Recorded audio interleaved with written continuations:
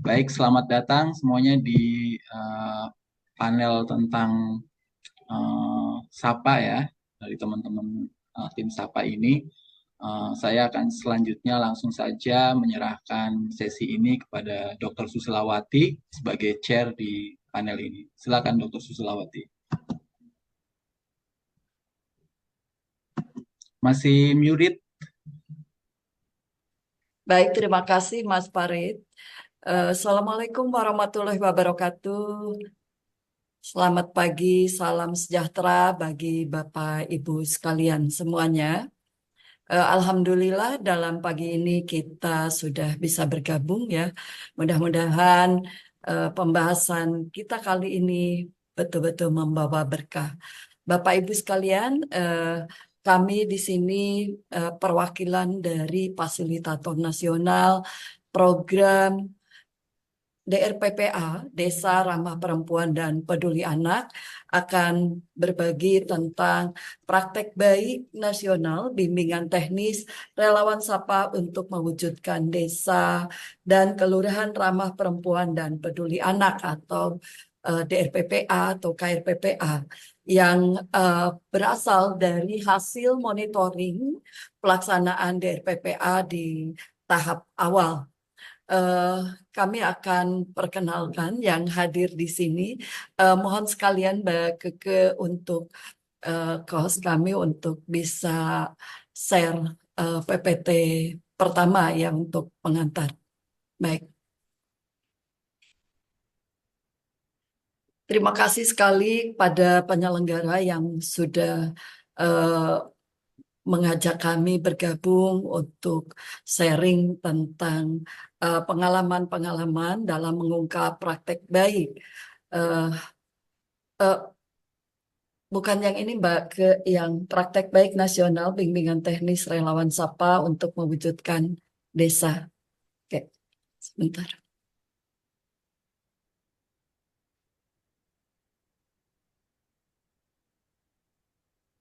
Hmm,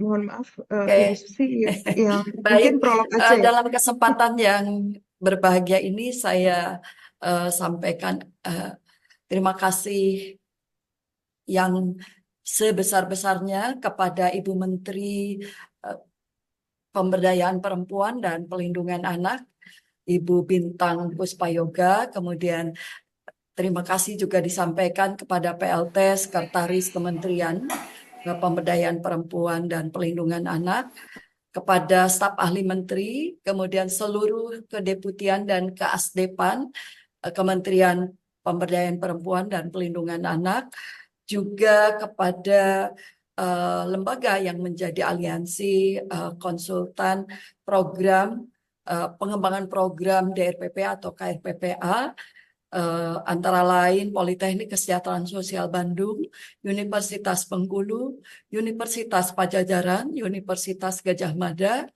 Unika Widya Mandira Kupang, dan Cahaya Perempuan Women Crisis Center yang ada di Bengkulu. Bapak Ibu sekalian, eh, kami akan perkenalkan tim fasilitator nasional atau di dalam SK disebut sebagai pendamping nasional program DRPPA. Itu terdiri dari Ignatius Praptoharjo dari Universitas Atmajaya Jakarta, kemudian Putri Suci Asriani dari Universitas Bengkulu, kemudian Apriana eh, Panggiade dari Universitas Nusa Cendana, kemudian Maria Margareta dari konsultan pengembangan program, konsultan mandiri, kemudian saya sendiri Susilawati dari Politeknik Kesejahteraan Sosial Bandung, kemudian Mbak Keke Apriana Dwi Harjanti dari konsultan mandiri dan juga merangkap banyak menjadi konsultan program-program ILO, eh, UNFPA dan sebagainya. Kemudian Ernesta Ubawohon dari Universitas Katolik Widya Mandira, kemudian Yuniati dari LSM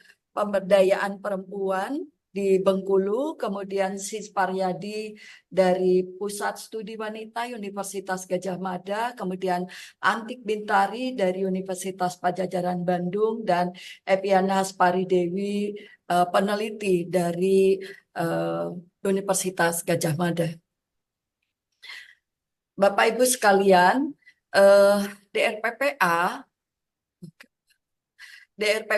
atau ini sekadar pengantar, saya sampaikan bahwa ini akan mengangkat praktik baik dari program Desa Ramah Perempuan dan Peduli Anak. Praktek baik ini didefinisikan sebagai kegiatan yang dinilai baik oleh para pihak yang terlibat, baik itu di tingkat nasional, di tingkat provinsi, kabupaten, kota, bahkan hingga ke tingkat grassroots, pemerintah desa, kelurahan, dan juga para aktivis, tokoh masyarakat, dan perwakilan masyarakat di lokus program. Kemudian dikatakan baik itu ketika kegiatan-kegiatan di dalam DRPPA itu dijalankan dengan langkah dan cara yang sesuai dengan harapan, sesuai dengan standar di panduan, standar di rencana, kemudian pelibatan para pihaknya juga sesuai standar, kemudian tujuan yang diharapkan itu tercapai. Dan praktik baik ini menjadi referensi dalam merancang dan melaksanakan replikasi, karena salah satu kerangka kerja di RPPA itu juga mengembangkan, mereplikasi berangkat dari praktek baik.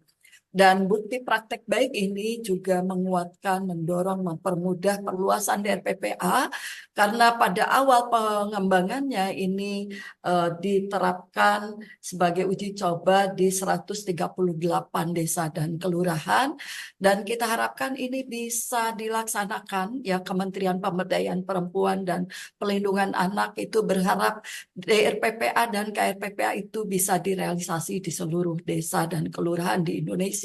Oleh karena itu, dengan praktek baik ini diharapkan bisa mendorong pertambahan realisasi ini secara masif di seluruh Indonesia. Dan hasil monitoring inilah yang mengungkap temuan dari praktek baik. Temuan-temuan praktek baik ini diantaranya berkenaan dengan kolaborasi dan komitmen, ya, berkenaan dengan kolaborasi dan komitmen, kemudian berkenaan dengan kepemimpinan perempuan dan suara perempuan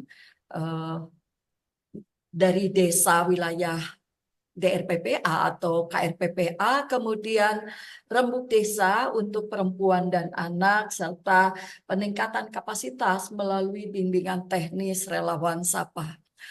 Bapak Ibu sekalian, sesungguhnya dari praktek baik yang terangkat di monitoring itu ada 12 praktek baik dari keseluruhan rangka realisasi DRPPA, tapi dari 12 itu dirangkum ke dalam 4 hal yang akan kita sharingkan pagi ini.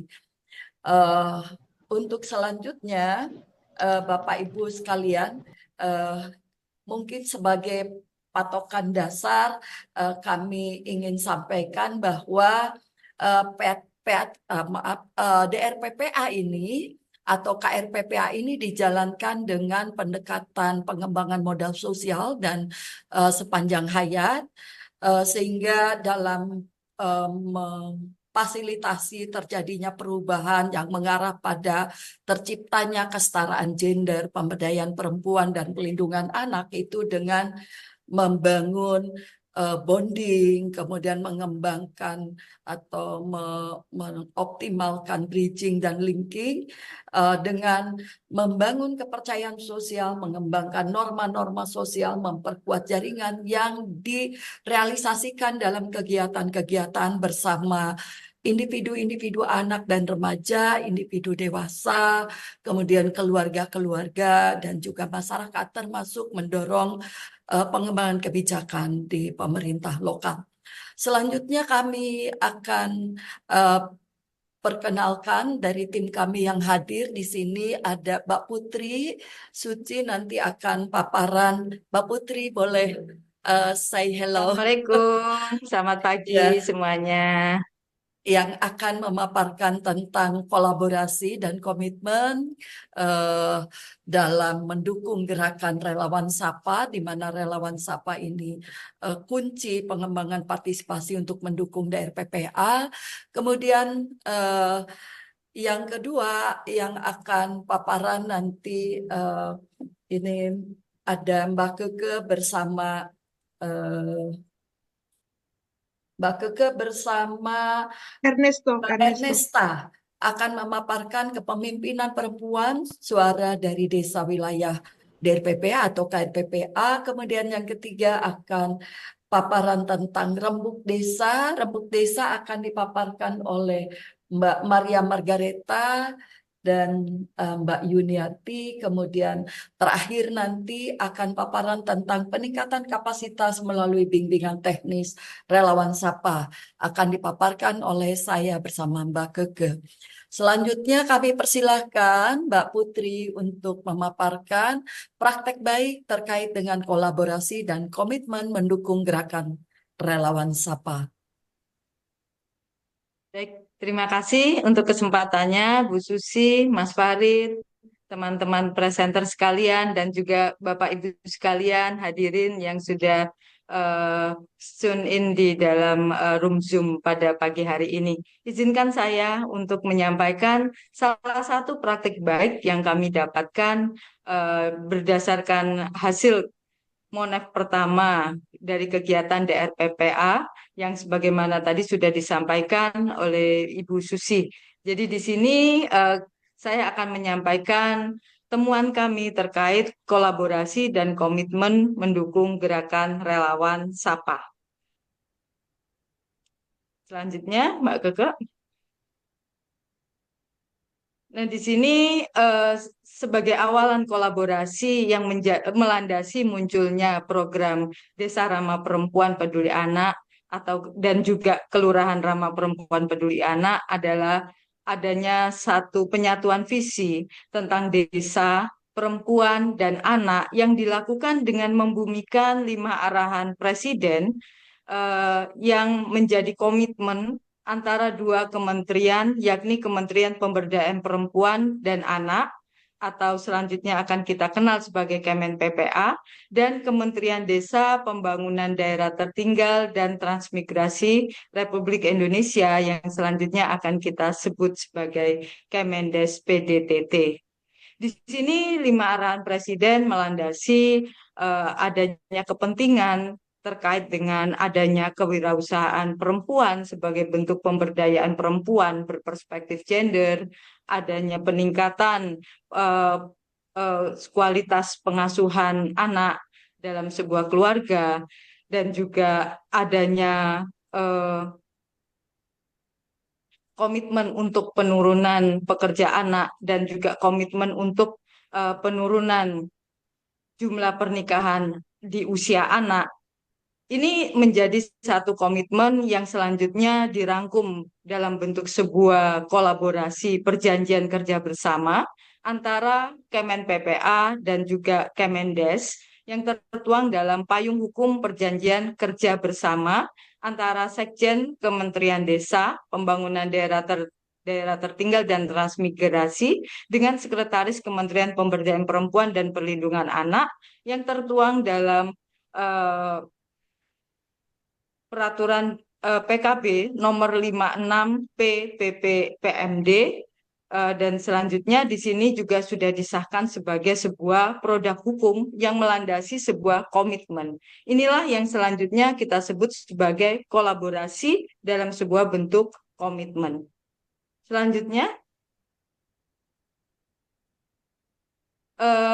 temuan praktik baik sebagai bentuk tata kelola penetapan PKB, ini yang selanjutnya nanti akan bisa kita gunakan sebagai dasar pada saat kita akan mereplikasi bentuk kolaborasi dan komitmen yang sama, tentunya pada saat kita akan mendesain sebuah program kerjasama dalam pola yang sama dengan DRPPA. Yang pertama adalah kami menemukan satu tata kelola yang baik, yaitu dengan memastikan dasar hukum dan dukungan komitmen pimpinan tinggi. Ini dilakukan antara kedua menteri dengan memastikan kekuatan dasar hukum yang mendasari pentingnya kerjasama tersebut. Pada Kemen PPA itu adalah suatu kepentingan untuk pemberdayaan perempuan dan perlindungan anak sampai dengan di tingkat desa. Sedangkan di Kemendes ini dirangkum dalam sebuah bentuk kegiatan di desa guna untuk menjawab kebutuhan dari SDGs desa, khususnya adalah SDGs Goal yang kelima. Dengan adanya landasan dasar yang kuat antara kedua kementerian ini, maka terjadilah penandatanganan perjanjian kerja bersama. Ini temuan kami yang pertama terkait dengan tata kelola terbentuknya kolaborasi dan komitmen. Selanjutnya yang kedua adalah isi materi perjanjian kerja bersama ini memberi arah dan mendorong realisasi. Dan ini harus dipastikan karena kedua kementerian tentunya memiliki capaian kinerja yang harus didapatkan pada masing-masing kementerian. Sehingga ini dilakukan pengelolaan isi materi, mungkin masih di slide sebelumnya, Mbak Keke. Pengelolaan isi materi yang dimuat dalam PKB agar menghasilkan jaminan kerja bersama yang sama-sama untuk menjawab tujuan tersebut. Dan yang kedua adalah memastikan isi perjanjian kerja bersama tersebut. Di sini ada pembagian kerja, ruang lingkup pekerjaan, perencanaan dan penganggaran, perlunya pembentukan tim kerja, pengaturan pelaksanaan perjanjian, monitoring dan evaluasi, serta sistem koordinasinya. Selanjutnya temuan yang ketiga terkait dengan tata kelola penetapan PKB ini adalah mengelola proses pembuatan PKB-nya. Yang pertama adalah memastikan arah perjanjian agar sesuai dengan cakupan kegiatan yang diharapkan oleh kedua belah pihak. Yang kedua adalah meyakinkan kesiapan alokasi sumber daya, dan yang ketiga adalah menguatkan komitmen untuk merealisasikan. Bapak Ibu sekalian, hadirin sekalian yang saya hormati, inilah 3 temuan praktik baik terkait dengan terbentuknya kolaborasi dan komitmen dalam membangun sebuah program yang kami dapatkan dari praktik baik DRPPA. Selanjutnya, replikasi praktik baik yang bisa kita ikuti adalah yang pertama, langkah-langkahnya meningkatkan peran para pihak.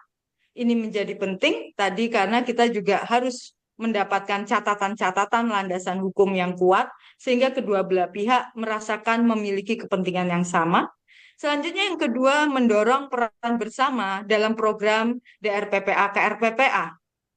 Yang ketiga adalah melakukan kolaborasi yang efektif dan sinergis dalam bentuk program-program yang bisa saling berintegrasi. Selanjutnya yang keempat, memberikan kerangka hukum yang jelas. Ini juga menjadi panduan utama, Ibu Bapak sekalian, para hadirin sekalian. Kerangka hukum ini membuat nyaman semua pihak, kedua belah pihak pada saat kita bekerja. Sehingga ini juga menjadi dasar tahapan pada replikasi yang harus kita dapatkan. Berikutnya yang kelima adalah memberikan akses yang lebih baik pada penyaluran anggaran yang dibutuhkan. Tentunya dengan adanya kerangka hukum yang jelas, kita berharap bahwa akses penyaluran penganggaran juga akan menjadi lebih nyaman untuk kedua belah pihak. Di sini contoh replikasi praktik baik yang terjadi di DRPPA adalah kolaborasi dengan BNN pada program DRPPA Bersinar, di mana ini adalah program dari BNN yang diletakkan di DRPPA, sehingga Desa Bersinar itu adalah salah satunya adalah Desa Ramah Perempuan Peduli Anak. Sekaligus di sini juga mendukung program perlindungan terhadap anak. Selanjutnya yang kedua adalah kolaborasi BKKBN pada program DRPPA Bebas Stunting. Karena di sini kita ketahui bersama BKKBN adalah leading sektor untuk percepatan penurunan stunting di Indonesia. Nah, di sini BKKBN itu memiliki kampung-kampung keluarga berkualitas, dan di dalam kampung-kampung keluarga berkualitas inilah DRPPA diimplementasikan, selanjutnya DRPPA dapat menjadi sebuah DRPPA yang bebas stunting, merupakan bentuk kolaborasi antara DRPPA dengan program BKKBN. Selanjutnya, dalam mereplikasi praktik baik ini tentunya tidak luput dari tantangan. Pada implementasinya, Ibu Bapak sekalian, kami juga tidak memungkiri temuan yang kami dapatkan adalah yang pertama, ini mungkin juga menjadi permasalahan untuk kolaborasi-kolaborasi yang lain dan kita harus mencarikan solusinya, adalah komitmen terkait anggaran masih lemah. Jadi walaupun tadi kita sudah persiapkan di awal, bahkan payung hukumnya sudah disiapkan, landasan-landasan hukum pada saat kita berkegiatan sudah disiapkan, namun ternyata pada saat kita berbicara terkait dengan anggaran, komitmen ini masih lemah. Yang kedua, tantangan untuk kita adalah implementasi komitmen di tingkat pelaksana teknis belum terkoordinasi, mengingat kementerian itu berada pada jalur vertikal hanya sampai di provinsi. Selanjutnya rentang kendali di tingkat desa itu ada di kabupaten dan kota. Dengan sistem otonomi daerah, kabupaten dan kota memiliki program-program tersendiri yang diatur oleh pemerintah daerahnya. Sehingga pada saat dari kementerian belum bisa mengkoordinasikan dengan dinas-dinas teknis terkait yang ada di kota kabupaten dan mungkin nomenklatur dinas teknis ini juga berbeda dengan yang ada di kementerian, ini yang membuat teknisnya belum bisa secara baik terkoordinasi di tingkat bawah. Berikutnya yang ketiga adalah tantangan bagi kita, pengampu utama DRPPA, KRPPA masih bertumpu pada Kemen PPA. Aksi kolaborasinya belum terlihat.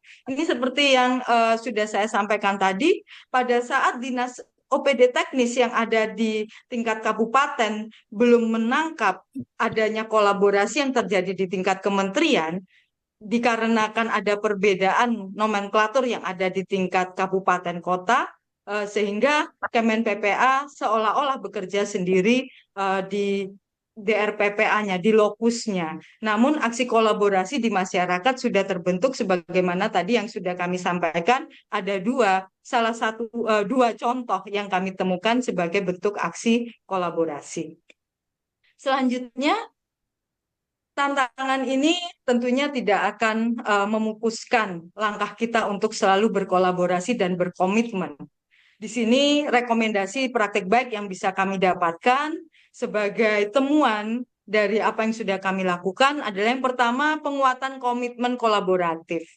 Di sini menunya yang kami tawarkan adalah adanya kerjasama strategis antar kepentingan tadi, tentunya antar lembaga, sehingga diikat dalam bentuk program-program yang bisa dikerjakan secara bersama. Selanjutnya adalah kita memerlukan adanya dukungan penganggaran dan mekanisme pemantauan. Dan tentunya pada poin yang kedua ini juga tidak terlepas dari capaian kinerja yang harus kita perhatikan untuk tiap-tiap lembaga, karena ini menjadi tuntutan untuk setiap lembaga yang tidak bisa kita hilangkan kepentingannya. Berikutnya yang kedua adalah penyebaran praktek baik dalam bentuk inovasi dan adaptasi lokal. Jadi penyebaran praktik baik ini akan cepat sekali ya untuk direplikasi pada saat kita bisa dan mampu menyampaikan inovasi-inovasi dan adaptasi lokal yang menjadi spesifikasi temuan di lokus-lokus DRPPA yang menjadi sasaran piloting sebagaimana tadi disampaikan oleh Ibu Susilawati. Berikutnya yang terakhir, rekomendasi dari kami adalah koordinasi dan kolaborasi. Di sini koordinasi dan kolaborasi, rekomendasi dari kami menu yang ditawarkan adalah pendataan dan pengolahan data. Data terpilah menjadi satu kepentingan dan ini bisa menjadi bagian dari pekerjaan utama dari Kemen PPA sebagai leading sektor untuk pemberdayaan perempuan dan perlindungan anak. Dari data-data terpilah ini kita banyak bisa menyampaikan berbagai kepentingan dan kebutuhan terkait pemberdayaan perempuan dan perlindungan anak. Selanjutnya ini bisa dijadikan sebagai dasar kita untuk melakukan koordinasi dan kolaborasi. Menu yang berikutnya yang terakhir tentunya adalah evaluasi kinerja. Capaian-capaian dari hasil analisis ini harus kita evaluasi kinerjanya untuk setiap kelembagaan sehingga capaian kinerja di setiap kelembagaan yang terlibat dalam kolaborasi bisa terjawab. Dari ini semua, kami bisa menyimpulkan yang pertama adalah kolaborasi dan komitmen mendukung gerakan relawan SAPA dalam pelaksanaan DRPPA KRPPA membawa dampak yang signifikan. Selanjutnya, implementasi gerakan relawan SAPA melibatkan kolaborasi kuat, komitmen berkelanjutan, dan adaptasi lokal untuk mencapai DRPPA KRPPA. Yang berikutnya adalah program ini telah berhasil menggunakan praktik baik seperti perjanjian kerja bersama, panduan standar, inovasi lokal untuk mempercepat perlindungan perempuan dan anak. Berbagai contoh bisa nanti Ibu Bapak nikmati dari sajian teman-teman yang berikutnya. Berbagai replikasi DRPPA secara mandiri di berbagai daerah sudah dilakukan. Berikutnya, DRPPA KRPPA memiliki potensi untuk direplikasi dan diperluas, mencapai tujuan pemberdayaan perempuan dan perlindungan anak yang lebih efektif. Demikian paparan saya untuk sesi yang pertama. Mudah-mudahan sudah bisa menjawab apa keingintahuan kita terkait dengan temuan, aksi kolaborasi, dan komitmen yang terbentuk terkait dengan program DRPPA kita bersama. Terima kasih. Mohon maaf untuk segala salah dan khilaf. Saya cukupkan. Saya akhiri dengan Assalamualaikum warahmatullahi wabarakatuh. Kembali kepada Ibu Waalaikumsalam warahmatullahi Susilawati. wabarakatuh. Terima kasih Mbak Putri, Bapak Ibu sekalian, itu tadi bagaimana kolaborasi kedua kementerian mengawali pengembangan DRPPA dan bahkan kemudian berkembang ke KRPPA. Awalnya memang didesain mengembangkan DRPPA, tapi kemudian ada kebutuhan perluasan untuk di seluruh tingkat grassroots ya, termasuk kelurahan, sehingga berkembang juga kelurahan ramah perempuan dan peduli anak. Bapak Ibu sekalian, dari praktek baik ini kemudian Kemen PPA mendorong daerah, mengadvokasi daerah untuk juga berkolaborasi dengan berbagai pihak. Seperti halnya juga dilakukan dalam kolaborasi berikutnya di Kemen PPA. Kemen PPA mendorong bagaimana kolaborasi di tingkat daerah untuk mengembangkan DRPPA dengan pendekatan heksahelik, teman-teman sekalian. Jadi pemerintah, dunia usaha, perguruan tinggi, kemudian LSM, media, pemerintah lokal, bahkan organisasi-organisasi dan masyarakat setempat semua bekerja sama untuk mewujudkan DRPPA, dan tentu saja rancangan kolaborasi sangat tergantung pada tingkat tata kelola. Apakah itu di provinsi, kabupaten, di tingkat kecamatan, hingga di tingkat desa. Baik, selanjutnya kita akan coba dengarkan bagaimana praktek baik DRPPA ini dalam hal kepemimpinan perempuan dan mengangkat suara dari desa wilayah DRPPA. Akan disampaikan oleh Mbak Keke dan Ernesta. Mbak Ernesta, silakan Mbak Keke. Terima kasih. Untuk kesempatan ini kami mempersilahkan Kak Nisto, Ernesta Uba dari Kupang, Fasilitator Nasional dari Kupang untuk menyampaikan. Silakan Kak Nisto. Oke, Kak Nisto. Halo? Iya, kedengaran. Iya. Ya, baik. Terima kasih Mbak Keke, terima kasih Mami Susi. Bapak Ibu sekalian yang saya hormati, pertama-tama tentunya puji syukur kepada Tuhan karena hari ini diberi kesempatan untuk boleh berjumpa dengan semua teman-teman di ruang Zoom ini. Terima kasih juga untuk Mas Farid dan tim yang sudah mempersiapkan ini dengan baik. Tidak lupa pula terima kasih untuk Ibu Menteri yang sudah dengan segala daya mempersiapkan segala hal yang berhubungan dengan DRPPA, melibatkan kami semua untuk boleh sampai pada titik ini menceritakan praktek baik yang sudah terjadi di wilayah-wilayah DRPPA. Mohon maaf, saya cek suaranya, yang lain mendengar suara Mbak Ernesta jelas? Boleh ditingkatkan ya volumenya ya? Jelas, Bu. Halo? Jelas ya? Oke, jelas. silakan Mbak Ernesta dilanjutkan. Ya, baik. Terima kasih Bu Susi. Jadi ada poin penting yang sebenarnya menjadi praktek baik dalam penyelenggaraan DRPPA melalui kegiatan Sapah di Desa yang sudah berlangsung sejak tahun 2021. Bercerita tentang kepemimpinan perempuan dan penyelenggaraan DRPPA, sebenarnya cerita menariknya adalah penentuan lokasi DRPPA ini dari awal oleh Kementerian Pemberdayaan Perempuan dan Perlindungan Anak itu sudah menentukan lokasi dengan memilih desa-desa yang adalah kepala desa perempuan. Nah, itu merupakan salah satu praktek baik untuk pengembangan program ini. Dan kami akan menggambarkan apa sih sebenarnya yang menjadi urgensi, kenapa kepemimpinan perempuan itu menjadi sangat penting kita bahas di sini.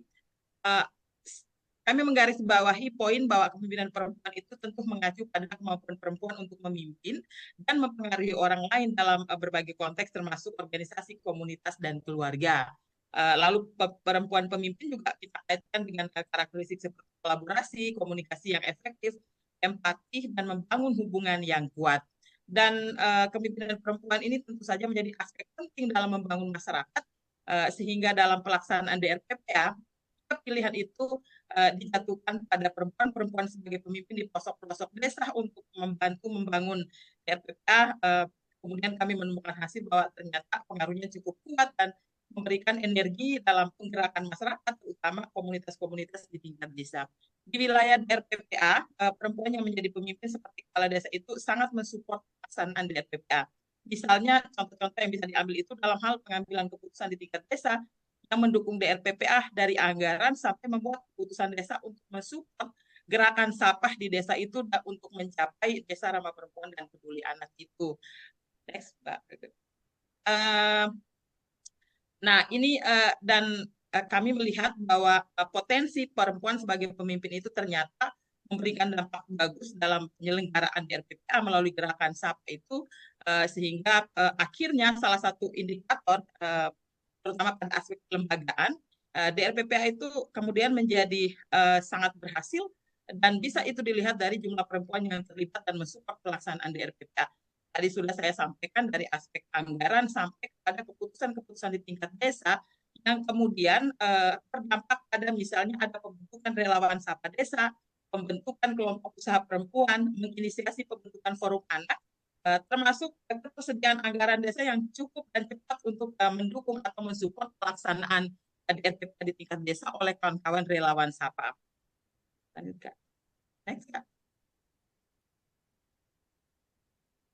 Nah, kalau misalnya seperti yang tadi di awal, bahwa kemudian kolaborasi itu bisa menjadi ciri khas kepemimpinan perempuan yang kami pilih, maka dalam hal penyelenggaraan DRPPA ini dalam mensupport pelaksanaan Sapah di desa, itu kelompok-kelompok perempuan sebagai pemimpin juga kemudian memberikan kontribusinya, melakukan kolaborasi dengan berbagai pihak yang akhirnya di desa itu menjadi sangat bagus dalam mensupport berbagai kegiatan yang dilakukan oleh komunitas relawan Sapah yang mensupport pelaksanaan Desa Ramah Perempuan dan Peduli Anak itu. Dan keterlibatan perempuan ini menjadi satu poin penting sekali karena lebih cepat menggerakkan komunitas masyarakat, lebih cepat mengambil keputusan di tingkat desa, merespon lebih cepat situasi di desa yang memungkinkan perempuan itu bisa mengaktualisasikan segala hal untuk mensupport tercapainya kesetaraan gender. Jadi kolaborasinya efektif, sangat mendukung pelaksanaan DRPPA, lalu kemudian dengan keterlibatan itu hal-hal yang berpotensi untuk menggerakkan masyarakat, terutama perempuan itu jauh lebih cepat dan lebih efektif untuk kepentingan perempuan. Lanjut, Kak. Ya, ini beberapa contoh yang mungkin kami bisa sampaikan sebagai wujud dari bagaimana kami memberikan catatan bahwa kepemimpinan perempuan ini memiliki efek yang sangat bagus dalam mensupport RPPA.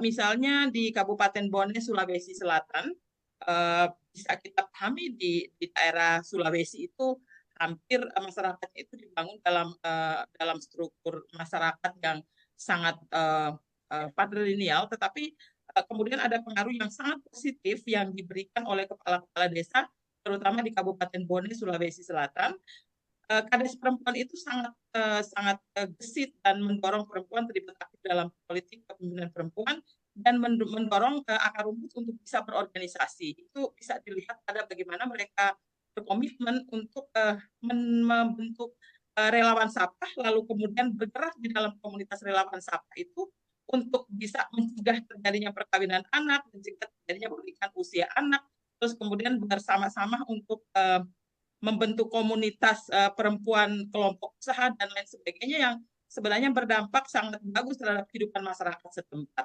Selain dari Kabupaten Bone, Sulawesi Selatan, hal lainnya juga praktek baik yang lainnya, contoh-contoh yang lainnya bisa juga kita temukan di wilayah Kepulauan Ambon, Maluku. Lanjut, Kak. Misalnya di Kepulauan Buru Selatan, bisa lanjut, Kak.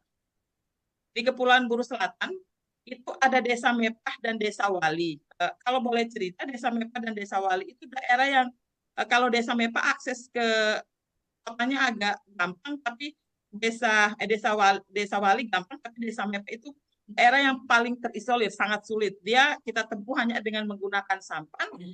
Desanya itu desa yang benar-benar tidak ada desa yang dekat di situ, tapi kepala desa perempuannya itu dengan segala keterbatasan akses komunikasi, transportasi, informasi, mereka mampu menggerakkan ibu-ibu desa untuk terlibat dalam gerakan Sapah, lalu mengajak seluruh masyarakat yang lainnya, bapak-bapak dan anak-anak untuk juga mengambil bagian, sampai mereka berhasil menginisiasi pembentukan forum anak. Jadi bagi mereka forum anak ada di desa itu satu hal yang baru. Kalau forum anak itu mereka ketemunya di provinsi, tapi ini ada di desa, bagi mereka itu momentum dan kesempatan yang sangat luar biasa sehingga anak-anak bisa terlibat bersama dengan ibu-ibu ini untuk mensupport desa mereka menjadi desa yang ramah perempuan dan peduli anak. Itu kalau desanya perempuan. Ada juga Desa Wali. Desa Wali itu sebenarnya desanya agak dekat dengan kota, tapi ibu kepala desanya sangat luar biasa.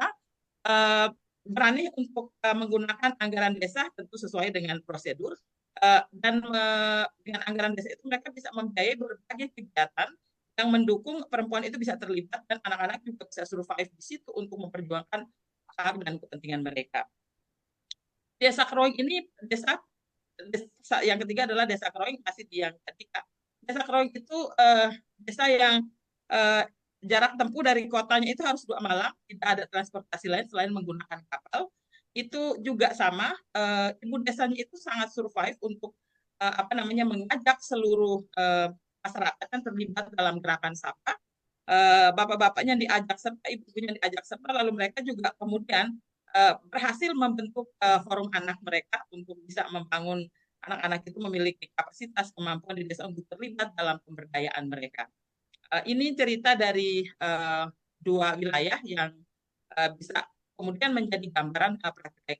Cerita-cerita lain juga banyak, tapi ini adalah contoh satu tadi yang di Sulawesi agak maju, tapi misalnya di Ambon, Maluku, di MBD dan Buru Selatan itu karena itu gambaran tentang wilayah yang sangat terisolir, yang sangat jauh dari jangkauan transportasi dan komunikasi, tapi bagaimana ibu-ibu itu bisa sangat survive untuk mau menggerakkan masyarakatnya, melakukan upaya untuk mencapai desa mereka yang ramah perempuan dan peduli anak.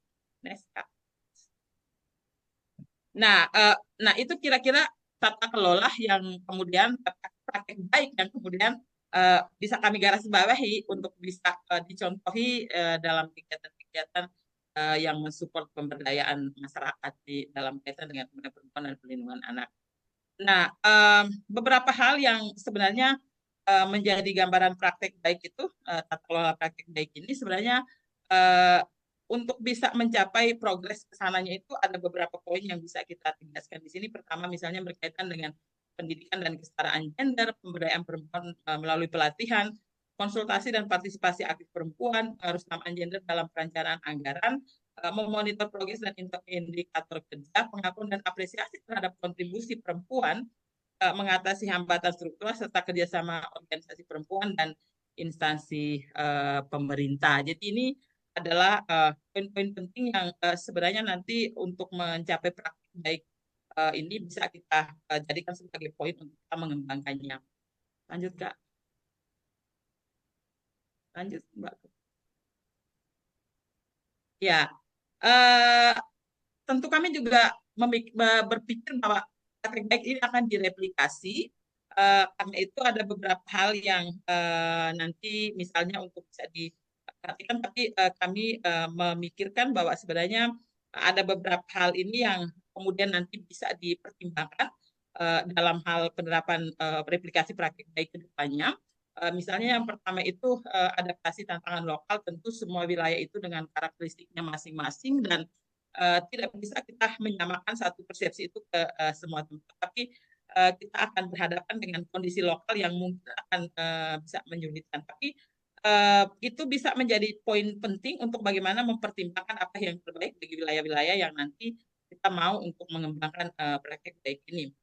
Inklusi dan partisipasi termasuk persiapan yang komprehensif dan identifikasi sumber daya lokal dan kesesuaian waktu itu menjadi catatan penting ke depannya kalau kita ingin melakukan replikasi praktik baik ini di tempat-tempat yang lainnya.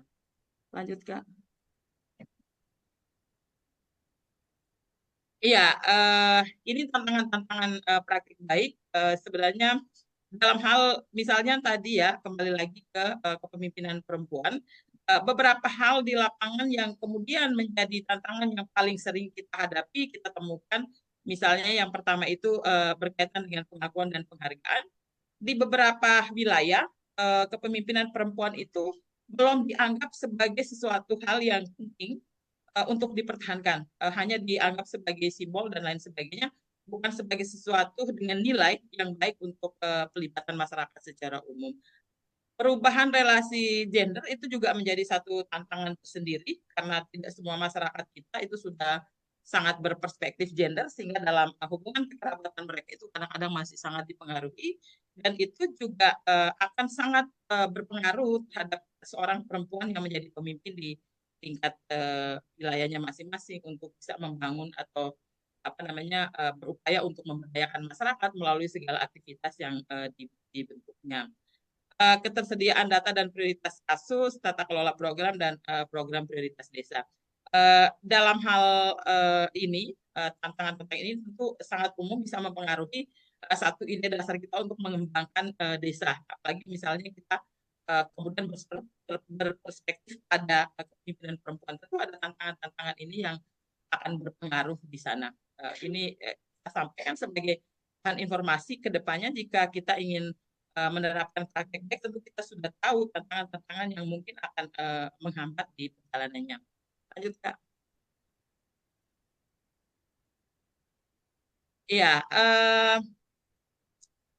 untuk ada rekomendasi-rekomendasi praktek baik yang praktek baik ini yang kemudian nanti bisa dijadikan sebagai catatan atau bisa dicontoh. Hal paling penting itu adalah berkaitan dengan peningkatan kapasitas kepemimpinan perempuan. Kita berhadapan dengan situasi meskipun banyak kepala desa perempuan yang kemudian dengan berani untuk membuat keputusan dan lain sebagainya, tapi di sisi yang lain itu mereka juga memiliki keterbatasan-keterbatasan yang kadang-kadang itu bisa menghambat keberadaan mereka sebagai pemimpin di tingkat desa untuk melakukan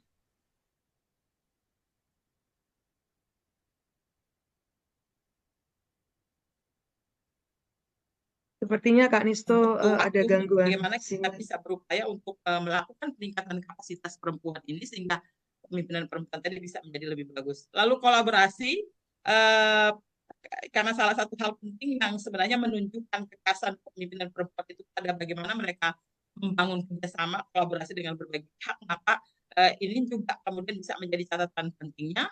Lalu kemudian mekanisme pengawasan dan evaluasi pada program yang dilakukan ini, terus koordinasi dengan pihak seperti DP3 yang kemudian menjadi bukan payung apa menjadi tempat mereka untuk bisa berkolaborasi lebih efektif dan lebih terstruktur karena itu berkaitan dengan dukungan pemerintah. Kolaborasi dengan kelembagaan keagamaan, pengembangan roadmap dari RPPA dan pendataan serta pengolahan data. Lanjut Mbak Kakak.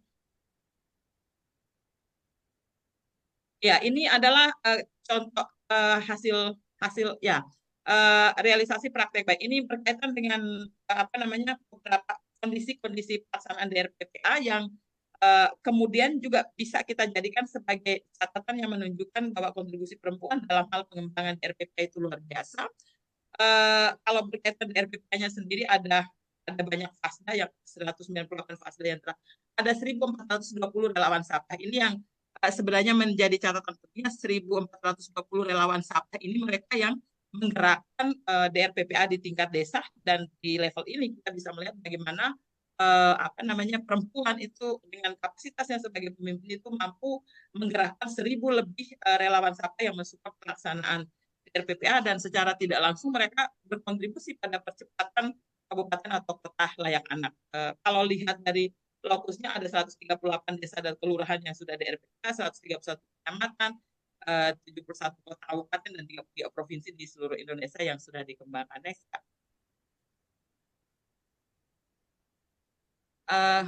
Ya, ini pencapaian indikator RPPA pada level ini. Di bagian awal tadi juga kami informasikan bahwa untuk kelembagaan itu DRPPA ini sendiri itu ada perdes tentang DRPPA itu mencapai 70,sekian%. Termasuk ada perdes khusus untuk DRPPA itu mencapai 60,14%. Dari aspek ini dan jumlah perempuan yang terlibat sebagai kepala desa, kita sudah bisa memiliki gambaran bahwa perempuan sangat survive dalam hal dia sebagai kepala desa, sehingga bisa kemudian melahirkan perdes tentang DRPPA, ya, dan juga ada khusus untuk SAPA itu juga ada peraturan desanya. Ini survei hasil data hasil survei yang kita miliki. Jadi ada perdes tentang DRPPA, ada juga perdes tentang pemberdayaan perempuan dan perlindungan anak, itu mencapai 60,14%. Data-data ini menjelaskan bahwa perempuan yang terlibat di RPPA itu kemudian memberikan efek bagus terhadap keabsahan gerakan di masyarakat. Lalu kemudian menjadikan komunitas SAPA itu menjadi satu komunitas yang bisa disebut legal di masyarakat untuk membantu mensupport tercapainya desa yang ramah perempuan dan peduli anak. Ini dari aspek kelembagaan, sedangkan dari aspek substansi itu kita bisa menemukan presentase keterwakilan perempuan yang ada di desa di tahun 2023 itu misalnya perempuan di DRPPA yang tergabung di BUMDes itu mencapai 35,47%. Ini menunjukkan ada peningkatan yang luar biasa bagaimana perempuan-perempuan bisa terlibat dalam badan usaha milik desa yang juga turut serta membangun ekonomi di desa. Di lembaga adat ada 44 dan 79%. Di lembaga kemasyarakatan desa itu mencapai 55,88%, di badan permusyawaratan desa 26,72%, dan di pemerintah desa 34,82%. Ini persentase keterwakilan perempuan. Kalau kita lihat menunjukkan apa namanya capaian yang sangat luar biasa. Meskipun mungkin tidak mencapai 100, tapi misalnya bergabung di BUMDes mencapai 35,47% di satu desa itu sudah menunjukkan sangat luar biasa keterwakilannya. Dan di kelompok wirausaha juga ada data surveinya. Ya. Perempuan yang kemudian terlibat di kelompok wirausaha itu yang memiliki kelompok wirausaha perempuan itu mencapai 70,09%. Itu yang ada di komunitas yang ada di pengembangan desa-desa di RPPA. Lalu ada 60,9% itu memiliki perempuan sebagai pelaku usaha. Jadi ini juga gambaran bahwa perempuan wirausaha, keterwakilan perempuan dalam kelembagaan di desa itu sudah mencapai angka yang sangat luar biasa. Lanjut, Kak. Ya, itu paparan tentang bagaimana cerita tentang kepemimpinan perempuan di desa yang sangat berpengaruh terhadap pengembangan DRPPA. Dan bagian akhir dari paparan kami ini bahwa dalam berperan perempuan dalam kepemimpinan itu tentu membutuhkan berbagai cara, misalnya dengan penguatan kapasitas yang mereka miliki. Kami menyadari bahwa meskipun mereka sebagai pemimpin di desa, tapi ada keterbatasan yang bisa saja itu menghambat ke depannya, sehingga ke depannya adalah bagaimana kita bisa mempersiapkan pelatihan-pelatihan yang baik untuk mendukung perempuan sebagai pemimpin di tingkat desa ini dalam mensupport pelaksanaan DRPPA dan mungkin kegiatan-kegiatan yang lain yang kemudian mendukung pelaksanaan DRPPA, pelaksanaan pemberdayaan perempuan dan perlindungan anak di tingkat desa. Itu kira-kira beberapa hal yang kami sampaikan. mungkin bisa ditambahkan sama Mbak Keke untuk sesi yang ini. Silakan, Kak. Mungkin tidak, Kak Nisto. Kami serahkan dulu ke Ibu Susi. Silakan. Ya, Oh, baik, ya, terima Mami kasih. Susi, maaf. Terima kasih Mbak Ernesta dan Mbak Keke, tim yang memaparkan tentang kepemimpinan perempuan, suara dari Desa Lokus program dari PPA dan KRPPA. Kita sudah melihat ternyata ya eh, testimoni ya bagaimana ada daerah-daerah dengan kekuatan kepemimpinan perempuan dan itu menguatkan keyakinan, menguatkan motivasi bahwa pemberdayaan perempuan bisa terus ditingkatkan hingga tercapai kesetaraan harmonis gender gitu ya dan meningkatkan perlindungan anak. Suara perempuan, suara anak bisa eh, diekspresikan untuk kepentingan kesejahteraan ya dan eh, tidak ada seorang pun yang tertinggal di dalam pembangunan. Baik, Bapak Ibu sekalian, kita akan beranjak ke paparan yang ketiga, ya, berkenaan dengan ini rembuk desa untuk perempuan dan anak. Akan disampaikan oleh Mbak Maria Margareta dan Mbak Yuniarti. Persilakan, Iya, iya baik. Terima Mbak kasih Yuni Bu Susi. terlebih dahulu ya. Silakan, Mbak Yuni. Iya, terima kasih Bu Susi. Eh, saya bersama Maria Margareta akan menyampaikan praktek baik terkait dengan pelibatan masyarakat melalui rembuk desa. Kita tahu bahwa kegiatan rembuk desa ini merupakan salah satu media untuk mensosialisasikan DRPPA dan sekaligus memperkenalkan sahabat perempuan dan anak dalam mengelola DRPPA. Dalam rembuk desa ini juga akan memberikan komitmen atau mendapatkan komitmen dan kesepakatan di mana para pihak stakeholder yang hadir di dalam acara rembuk desa ini dapat memberikan dukungan yang nyata terhadap persoalan-persoalan yang terjadi di desa mereka masing-masing, termasuk yang berkait dengan kondisi awal terkait 10 indikator DRPPA. Nah, secara umum kegiatan rembuk desa atau kelurahan ini biasanya dilakukan sebelum kegiatan launching atau setelah kegiatan launching yang dihadiri oleh kepala desa, badan perwakilan desa, atau pengambil keputusan stakeholder yang ada di desa maupun kelompok masyarakat yang ada di desa, baik kelompok perempuan, kelompok anak, anak, kemudian juga keterlibatan babinsa dan kader-kader desa, perwakilan kelompok masyarakat termasuk perwakilan perempuan dan kelompok anak. Kegiatan ini juga dihadiri oleh Dinas P3A, tentu didampingi oleh aparat kecamatan, fasilitasi oleh Kementerian PPA. Nah, proses rembuk desa ini sebenarnya diawali dengan dibangunnya komunikasi dan koordinasi antara KPPA dan Dinas PPA, kemudian Dinas koordinasi dengan desa kelurahan yang siap menjadi lokasi pengembangan dari PPA. Tentu dalam hal komunikasi ini menyemangati soal waktu, soal tempat, kemudian memastikan pihak-pihak stakeholder yang ada di kegiatan desa tersebut. Permasalahan perempuan dan anak yang terjadi di desa akan dipaparkan oleh para relawan, sehingga ini terbangun komitmen dari desa dan masyarakatnya untuk melakukan gerakan-gerakan perlindungan bagi perempuan dan anak.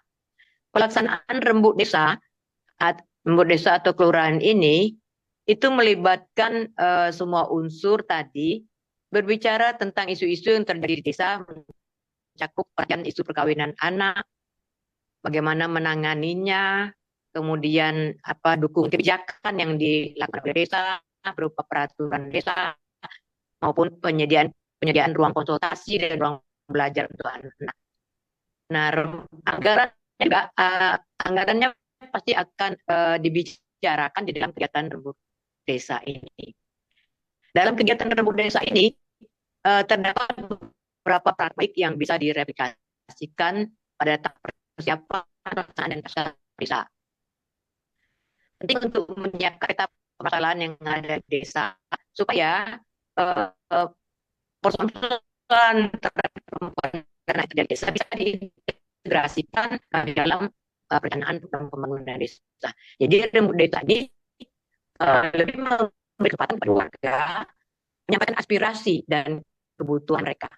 Kemudian salah satu bentuk keterlibatan yang memungkinkan perempuan dan anak atau kelompok rentan juga bisa berpendapat, menyampaikan ide, gagasan dari perencanaan kegiatan, pelaksanaan, dan melakukan pemantauan atau evaluasi terhadap kerja-kerja bersama.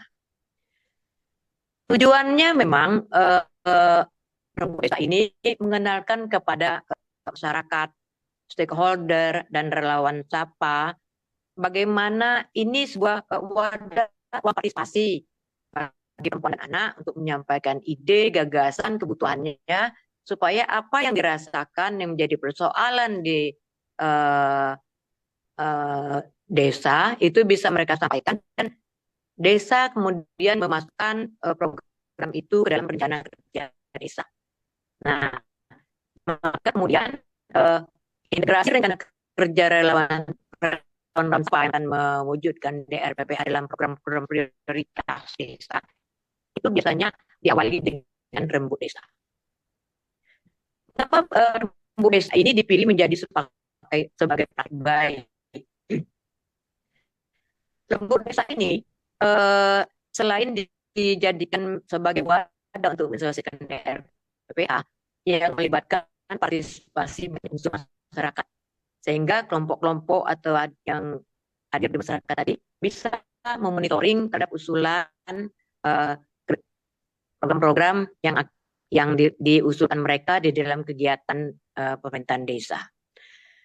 Selain itu, rembuk desa juga berhasil membangun penerimaan kesepakatan antara pihak untuk memulai pelaksanaan terhadap DRPPA. Jadi, ketika DRPPA ini disosialisasikan di dalam acara rembuk desa, ada penerimaan masyarakat, ada kebutuhan di masyarakat untuk membangun desanya menjadi desa ramah perempuan dan peduli anak.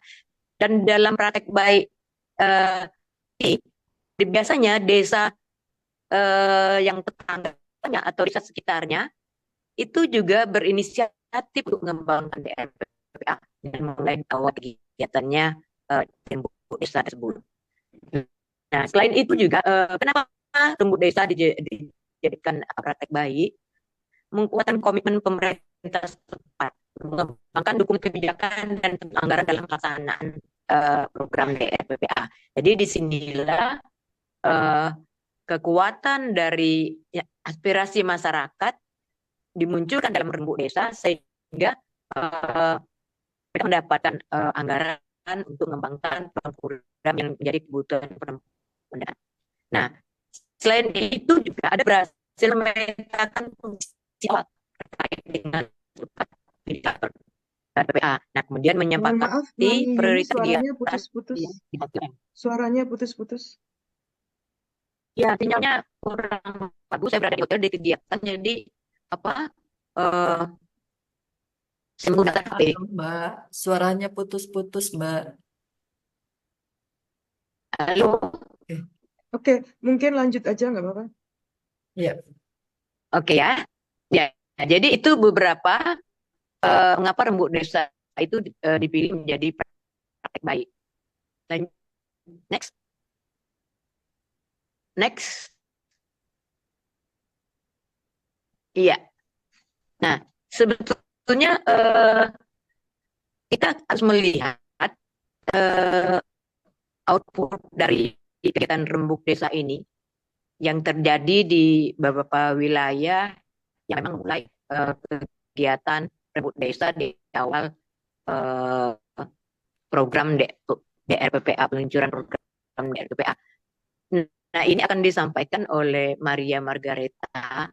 Kalau misalnya di wilayah yang kita lihat di Desa Kalepu itu, memang di situ kepala desanya perempuan, kemudian ada rembuk desa yang dilakukan untuk memetakan kebutuhan-kebutuhan perempuan, itu sudah dimasukkan di dalam program-program yang kemudian melibatkan semua unsur yang ada di masyarakat. Praktek baik yang lain itu akan disampaikan kawan dari Maria Margareta. Begitu, Oke, Mbak Keke. ya, terima kasih Mami Yuni. Ya. Sepertinya Maria Margareta ada gangguan. Gimana Kak Eta bisa? Ya, Halo, baik. Halo, suara saya bisa didengar? Ya, bisa, ya. bisa. Karena dari Kupang ya, bisa tuh suaranya? Ya, dari Kupang. Ya, baik. Terima kasih. Selamat siang Bapak Ibu. Maaf baru bisa bergabung aktif karena ada situasi lain. Terima kasih. Saya coba melanjutkan apa yang disampaikan oleh Bu Yuni tadi. Kami bertim. Saya dan Bu Yuni akan melanjutkan ini dan saya mencoba melanjutkan tentang catatan praktek baik dari beberapa desa model di DRPPA.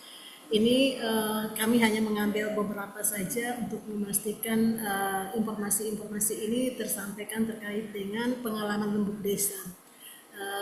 Ini salah satu contoh, beberapa contoh yang kami ambil itu dari beberapa desa di desa model DRPPA. Yang pertama itu misalnya di Desa Dumai di Riau, itu ada kebijakan mereka menyepakati jemput anak balita dengan kereta yang di Desa Balong. Itu untuk karena di sana ada pengalaman anak-anak asli yang tidak mau datang ke posyandu, sehingga mereka ada inisiatif menyepakati dalam rembuk desa untuk membuat meriah seperti itu.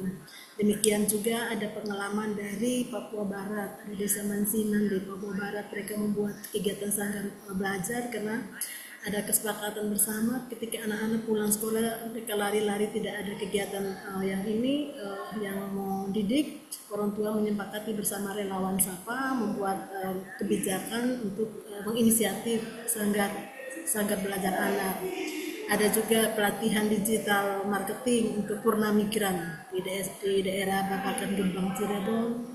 Ada menyepakati perdes pencegahan perkawinan dan banyak sekali kegiatan-kegiatan rembuk desa yang disepakati di desa-desa model DRPPA yang kami list, tetapi ini hanya beberapa informasi saja. Dan dalam kegiatan rembuk desa ini memang ada banyak dokumen juga, mereka tidak hanya begitu saja bertemu dan selesai, mereka mau mengumpulkan dokumen mulai dari surat undangan yang memastikan siapa yang diundang, karena semua memastikan ada kelompok anak, kelompok rentan lainnya terlibat, ada daftar hadir kegiatan, ada laporan kegiatan rembuk desa, ada hasil monitoring evaluasi yang memastikan semua kelompok-kelompok perempuan, anak, dan kelompok-kelompok rentan terlibat dalam proses rembuk desa tersebut. Ini bukti-bukti dokumen yang mereka kumpulkan dan itu terdokumentasi dengan baik di desa model, di sekretariatan desa model DRPPA yang ada. Lanjut Kak. Ya, ini beberapa temuan praktek baik yang di desa-desa model.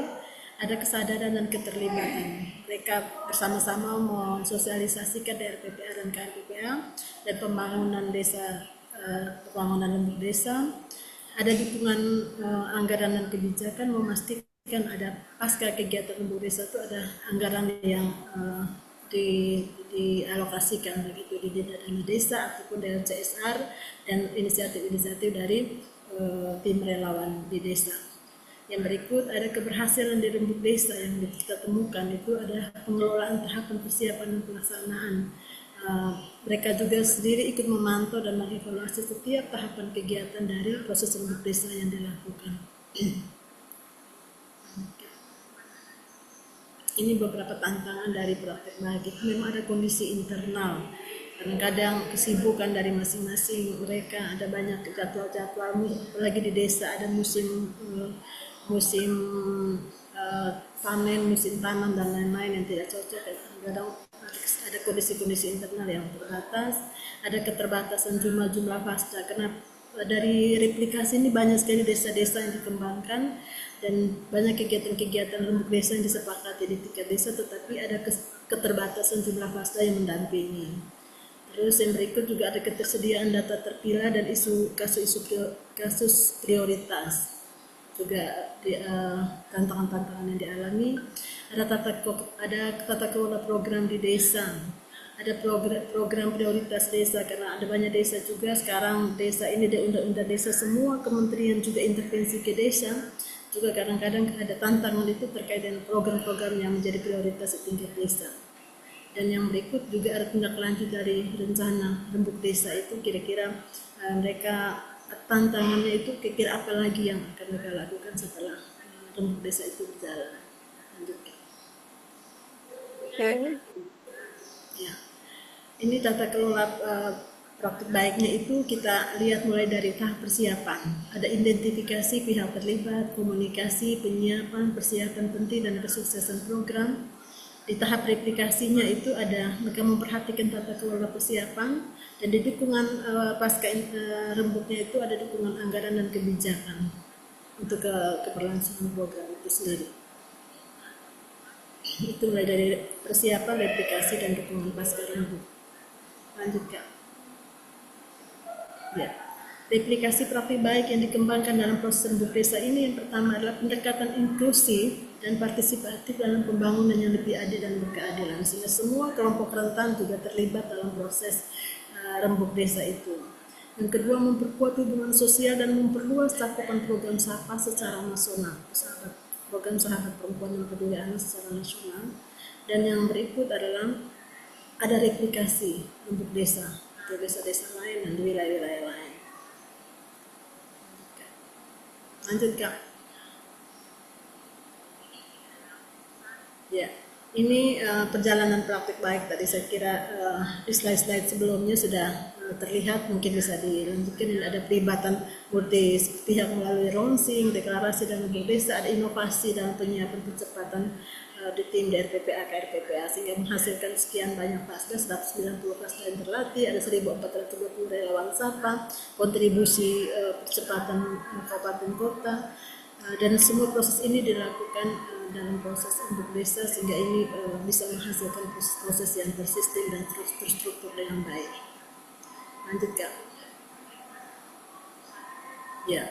Ini tadi berkaitan dengan pencapaian 10 indikator terkait dengan proses rembuk desa yang dilakukan. Secara kelembagaan ini juga tadi sudah disampaikan oleh teman-teman, tetapi dalam konteks rembuk desa ada data-data yang mereka boleh terkumpulkan dengan baik karena hasil kesepakatan mereka, ada data-data survei yang mereka kembangkan, yang mereka capai berkaitan dengan proses-proses yang mereka lakukan dalam proses mekanisme rembuk desa. Oke, boleh 1 menit lagi ya Mbak Eta, Ya, karena ini hari Jumat ya. Ya, ini bisa dilakukan terus.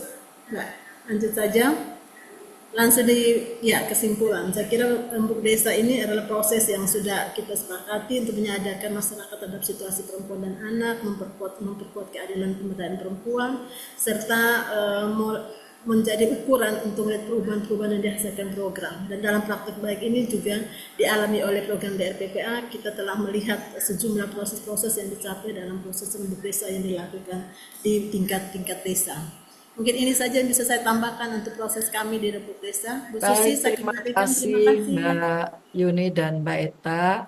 Bapak Ibu sekalian, itu tadi praktek baik rembuk desa, di mana rembuk desa itu mampu dikelola dengan baik ya, mampu dikelola dengan baik, menghasilkan pemetaan kondisi perempuan dan anak, termasuk permasalahan dan kebutuhan pengembangannya, serta mampu mewujudkan rencana-rencana menjadi ajang evaluasi perkembangan capaiannya. Baik, selanjutnya kita akan lihat bagaimana peningkatan kapasitas melalui bimbingan teknis relawan SAPA. Dipersilakan Mbak Keke. Baik, terima kasih Ibu Susilowati. Selamat pagi Ibu Bapak yang hadir di sini dan juga rekan-rekan yang sudah menyediakan waktunya untuk bergabung pada kegiatan pada pagi hari ini. Saya ada di sesi terakhir terkait dengan peningkatan kapasitas melalui bimbingan teknis relawan SAPA. Ini adalah modal yang luar biasa untuk memastikan bahwa teman-teman relawan sahabat perempuan dan anak di seluruh desa yang menjadi wilayah percontohan maupun mandiri dikembangkan sendiri memiliki standar dan kapasitas yang sama. Ini sudah tadi untuk pengucapan terima kasih. Kemudian pendahuluan, Sebenarnya penguatan partisipasi masyarakat ini sangat istimewa karena kami melakukan ini untuk mempercepat terwujudnya DRPPA, KRPPA. Pada waktu itu dilakukan secara online dengan seluruh fasilitator daerah, kemudian dilanjutkan dengan offline dan hadir ke seluruh desa-desa dan memperkuat desa-desa untuk peningkatan kapasitas selama 3 hari dengan materi-materi yang sudah disampaikan di atas oleh Ibu Putri. Selanjutnya, lingkup dari peningkatan kapasitas adalah penyiapan modul. Di dalam PPT selalu di awal kami sertakan modul-modul yang digunakan, kemudian penyiapan bimbingan teknis fasilitator daerah, penetapan relawan SAPA, dan bimbingan teknis relawan SAPA. Mohon maaf teman-teman yang untuk unmute ya, untuk mute ya, karena mungkin Kak Eta ya, untuk mute supaya suaranya tidak bocor. Selanjutnya, penyiapan modul. Di dalam penyiapan modul ini kami juga berpartisipasi aktif bersama Kemen-MPA maupun dokumen-dokumen dari Kemendes dan juga masukan-masukan dari teman-teman LSM yang lain untuk bersama-sama memperkuat modul dan konten, misalnya dilampaui dengan penentuan tim, kebutuhannya, lalu isi materinya, kemudian sesuai dengan 5 arahan Presiden, hal-hal yang penting yang harus kita masukkan di dalam modul tersebut. Jadi relawan SAPA juga mendapatkan hal yang penting mulai dari pengarusamaan gender, peran gender, norma gender, pengalusuhan, sampai kemudian informasi tentang penguatan ekonomi kewirausahaan di desa dan kelurahan.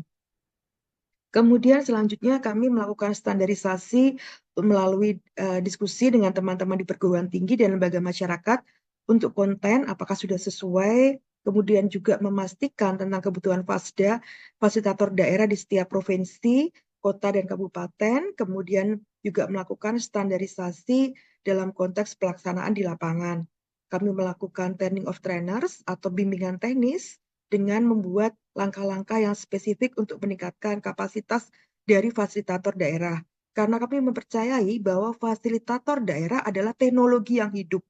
Teknologi yang hidup di mana relawan SAPA akan bertanya kepada fasilitator daerah. Jadi kunci penting fasilitator daerah yang tersebar di seluruh Indonesia, dan fasilitator daerah ini berasal dari DP3A dan lembaga swadaya masyarakat atau lembaga masyarakat yang ada di kabupaten kota. Kemudian penyesuaian saat turun lapangan adalah kami melakukan dengan luring. Standarisasi ini juga kita ada beberapa tahapan yang kita lakukan pada prosesnya. Pertama adalah kontekstualisasi materi yang dengan menggunakan kasus-kasus spesifik daerah.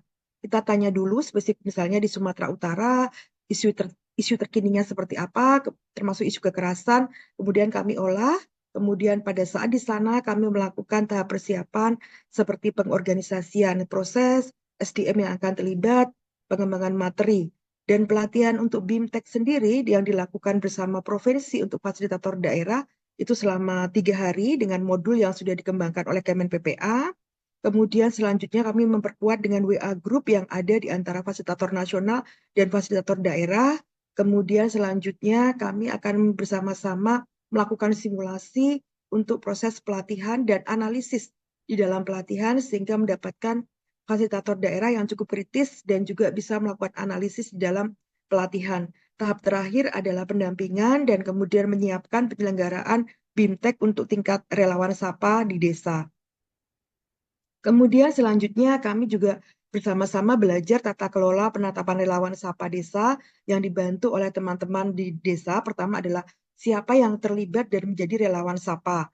Itu adalah kunci untuk menentukan supaya SAPA ini bisa berjalan dengan baik. Relawan SAPA yang nanti akan membantu mengoperasionalkan, menerapkan isu-isu tentang DRPPA dan KRPPA. Kemudian selanjutnya kami juga melihat hal yang penting terkait dengan komunikasi dengan kepala desa, kemudian juga kesediaan dan komitmen kepala desa, kemudian juga memenuhi unsur terkait dengan kelompok yang terlibat seperti forum anak, kelompok perempuan, lembaga di desa, kemudian aparat, tokoh masyarakat dan mahasiswa, dan juga memastikan bahwa ada SK yang akan mendukung dan penganggaran dalam kegiatan relawan SAPA, dan juga melaporkan update secara rutin tentang kegiatan SAPA, dan terakhir adalah proses pelaksanaan launching dari kegiatan di RPPA atau KRPPA. KRPPA misalnya di Semarang, Kota Semarang, dan juga di Kota DKI Jakarta. Pelaksanaan bimbingan teknis relawan SAPA pertama adalah standarisasi dari hal yang teknis. Kita akan ajak mereka untuk membuat TOR, membuat dokumentasi, membuat absensi, kemudian standarisasi mutu kegiatan relawan SAPA, mempelajari modul dengan baik, kemudian juga memfasilitasi pelaksanaan BIMTEK jika ada kesulitan-kesulitan yang mereka ingin tanyakan. Kemudian juga keterlibatan Kemen PPA dalam hal ini ASDEP dengan turun langsung. ASDEP itu asisten deputi dengan turun langsung ke lapangan untuk memberikan monitoring dan juga bimbingan teknis sesuai dengan yang disampaikan Ibu Putri sebelumnya 5 arahan Presiden. Kemudian mendistribusikan modul, melengkapi buku kegiatan, dan juga membaharui isi-isi dari materi yang pas untuk relawan SAPA. Nah, capaian dalam pelaksanaan BIMTEK ini adalah relawan SAPA kemudian terinform tentang kegiatan-kegiatan apa itu gender, bagaimana mengimplementasikan perubahan norma dan merealisasikan dalam kegiatan individu anak dan remaja, dewasa dan keluarga dan masyarakat, terutama untuk proses advokasi. Kemudian yang lain, relawan SAPA ini kemudian menjadi melihat bahwa penting untuk berbicara soal pemberdayaan perempuan dan perlindungan anak, sehingga ketika mereka melakukan kegiatan-kegiatan di tingkat desa, itu juga dimasukkan isu-isu tentang perlindungan anak dan pemberdayaan perempuan. Termasuk dalam musrembang itu dipastikan, seperti yang disampaikan oleh kawan sebelumnya dalam rembuk desa, di dalam musrembang bukan hanya soal jumlah, tetapi juga relawan SAPA mampu mengartikulasikan kepentingan perempuan dan anak dari tingkat desa. Kemudian lebih lanjut, relawan SAPA juga terbuka akan kegiatan-kegiatan jaringan kerja yang melibatkan perguruan tinggi, LSM, dunia usaha yang masuk ke desa. Nah, hal ini penting karena suara perempuan ini juga harus didengarkan di dalam pengembangan kerjasama. Termasuk ketika KKN juga, misalnya KKN-nya adalah membangun jembatan atau infrastruktur, itu bagaimana infrastruktur ini ramah pada perempuan dan anak. Termasuk fasilitas seperti kapal, perahu untuk penyeberangan anak-anak yang ada di pulau menuju ke kota nah itu juga dipastikan itu ramah pada anak dan juga ramah pada perempuan. Selanjutnya ini adalah contoh yang tadi sudah dicapai, ini saya skip. Kemudian untuk pencapaian indikator sebenarnya pada akhirnya kami melihat bahwa desa itu mulai berkomitmen untuk penyediaan program-program yang mendukung DRPPA dan KRPPA melalui dana desa, kemudian melalui dana partisipasi masyarakat. Di sini tampak bahwa dari hasil survei yang kami lakukan di desa pada tahun lalu, pada tahun 2023 itu menunjukkan bahwa 78,26 sudah memiliki aset yang mendukung DRPPA mulai dari papan nama yang menyatakan bahwa desa ini ramah perempuan dan peduli anak, sampai kegiatan-kegiatan dengan peningkatan pemberdayaan perempuan, akses usaha ekonomi, kemudian informasi tentang pencegahan pernikahan anak, misalnya komitmen desa yang menyatakan bahwa ini contoh sederhananya saja, dari Provinsi Bangka Belitung ada beberapa desa yang kemudian memiliki komitmen tidak akan mendukung pernikahan anak dengan tidak menyewakan tenda, tidak mendukung cateringnya, bahkan kemudian mengadvokasi penghulu untuk tidak menikahkan. Hal seperti ini dicobakan mereka untuk mengurangi isu pernikahan anak. Kemudian juga pekerja anak itu menjadi sangat penting dan disuarakan oleh relawan SAPA jika menemukan ada anak-anak yang dipekerjakan dalam konteks yang sangat merugikan perkembangan dan tumbuh kembang anak. Itu kurang lebih pencapaian 10 indikator relawan SAPA. Dan kemudian hal yang menarik lagi itu adalah soal usaha ekonomi, juga membantu dalam proses akses pada pembantuan dana pendanaan, kemudian juga untuk akses terkait dengan misalnya ada cap dari MUI bahwa makanan ini halal, kemudian standar dan sebagainya, itu relawan SAPA beberapa desa ya, belum semuanya, itu bisa kita akseskan atau bisa kita rujuk ke dinas koperasi terkait dan kemudian mendapatkan bimbingan teknis terkait dengan hal itu. Terakhir juga isu penyintas kekerasan, penyintas teman-teman yang menjadi korban kekerasan, juga relawan SAPA mulai dikenalkan sehingga nanti relawan SAPA tahu alur bagaimana proses mereka melaporkan sampai kemudian penanganan kasus. Kemudian isu yang lain adalah replikasi baiknya adalah standarisasi BIMTEK, bahwa kami sudah memiliki standarisasi BIMTEK, jadi antara teman-teman relawan SAPA yang ada di Papua dan relawan Sapa yang ada di DKI Jakarta itu juga memiliki standar yang sama kecuali kontak-kontak khusus sesuai dengan daerahnya. Kemudian persiapan kegiatan, penyiapan replikasi, ini sudah mulai kita lakukan bersama dinas-dinas provinsi, sehingga dinas provinsi juga memiliki standar yang bisa dipertanggungjawabkan, termasuk juga pasca bimbingan teknis yang dilakukan. Selanjutnya, mohon maaf, tantangan praktek baik adalah penguatan penghargaan jika suatu desa sudah mencapai atau relawan sapanya sudah berhasil meningkatkan partisipasi masyarakat. Kemudian perubahan relasi gender, contoh utamanya adalah keterlibatan anak-anak perempuan yang lebih maksimal dalam akses sekolah dan pilihan-pilihan cita-cita sekolah.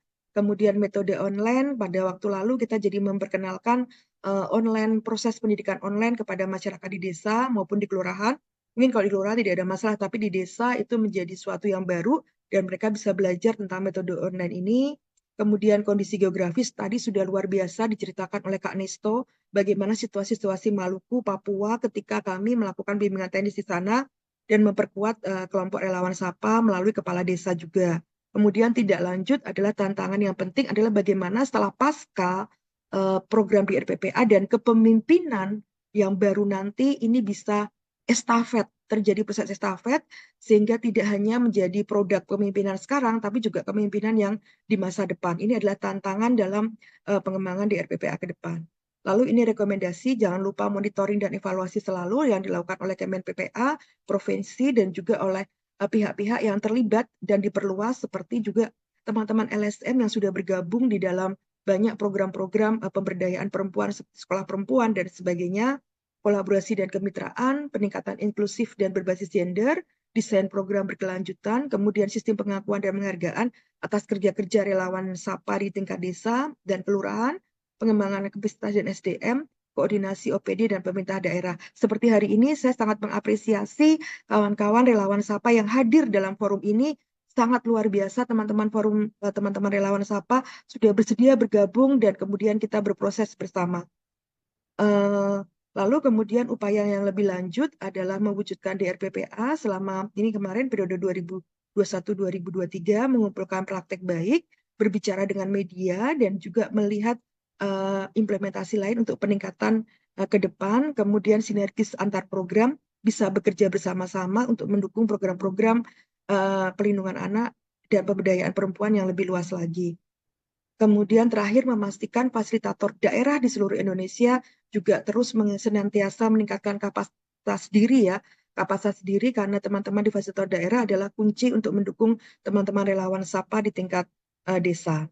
Demikian presentasi dari kami menutup sesi pembelajaran terbaik dari DRPPA dan KRPPA yang dilakukan oleh seluruh relawan Sapa yang berada di Indonesia. Saya kembalikan kepada Ibu Susilawati. Terima kasih, Ibu.